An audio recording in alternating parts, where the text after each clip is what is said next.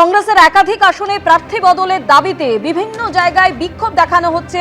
একাধিক জায়গার ছবি আপনাদের সামনে তুলে ধরছি। চাচল, মেদিনীপুর, খড়গপুর এবং ডোমকল, এই সমস্ত জায়গায় যাদেরকে কংগ্রেস প্রার্থী হিসাবে দাঁড় করিয়েছে তাদের বদল আনা হোক, এই দাবিতেই কংগ্রেস কর্মী সমর্থকরা তারা বিক্ষোভ দেখাচ্ছেন।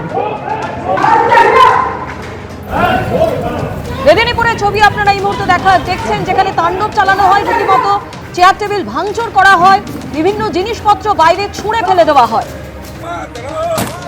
অন্যদিকে খড়গপুরে একইভাবে চেয়ার ভাঙা হয় এবং সেখানে কংগ্রেস প্রার্থীরা দাবি জানান যে এই ক্ষেত্রে কংগ্রেস প্রার্থী হিসাবে যার নাম ঘোষণা করা হয়েছে সেই নাম বদল করতে হবে। একই ছবি দেখা গেল মেদিনীপুরেও।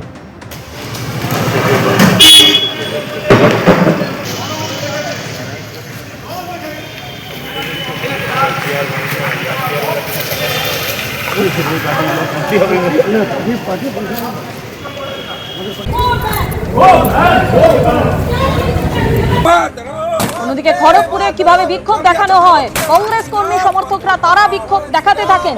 এই আসনে প্রার্থী বদল করতে হবে, এই দাবিতে তারা চেয়ার টেবিলও ভাঙচুর করেন।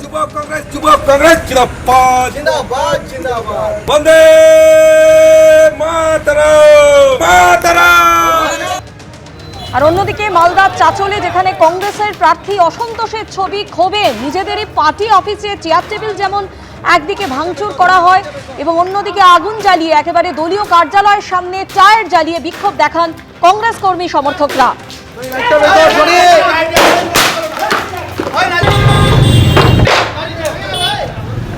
অন্যদিকে ডোমকলে একইভাবে এই অসন্তোষের ছবি দেখা গেল। 23 এপ্রিল প্রথম দফায় নির্বাচন রয়েছে, আপনারা জানেন। আর আজকেই নন্দীগ্রাম বিধানসভা আসনের জন্য নিজের মনোনয়ন জমা দিলেন শুভেন্দু অধিকারী। হলদিয়ায় মহকুমা শাসকের দপ্তরে গিয়ে মনোনয়ন জমা দিয়েছেন শুভেন্দু অধিকারী। আর মনোনয়ন জমা দেওয়ার আগে রীতিমতো হুঙ্কার দিয়েছেন তিনি। 4 মে পশ্চিমবঙ্গে বিজেপি সরকার হবেই, শুধু নন্দীগ্রামে নয়, একই সঙ্গে ভবানীপুরেও তিনি পরাজিত করবেন মমতা বন্দ্যোপাধ্যায়কে, এমনটাই তার দাবি।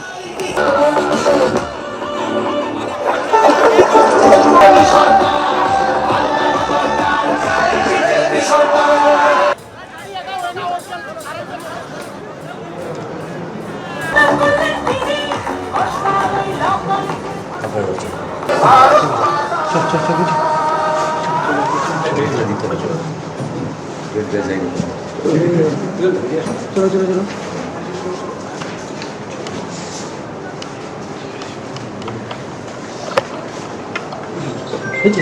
তোরটা আমারটা দেখা না কেমন স্টার জ্ঞাপন করব এবং আমি ভারতের সার্বভৌমত্ব। 4 মে পশ্চিমবঙ্গে বিজেপি সরকার হচ্ছে হচ্ছে হচ্ছে। আরেকটা কথা দিয়ে গেলাম, নন্দীগ্রামের মতো মমতা ব্যানার্জি ভবানীপুরে হারছেন হারছেন হারছেন। এবিপি আনন্দ, এগিয়ে থাকে, এগিয়ে রাখে।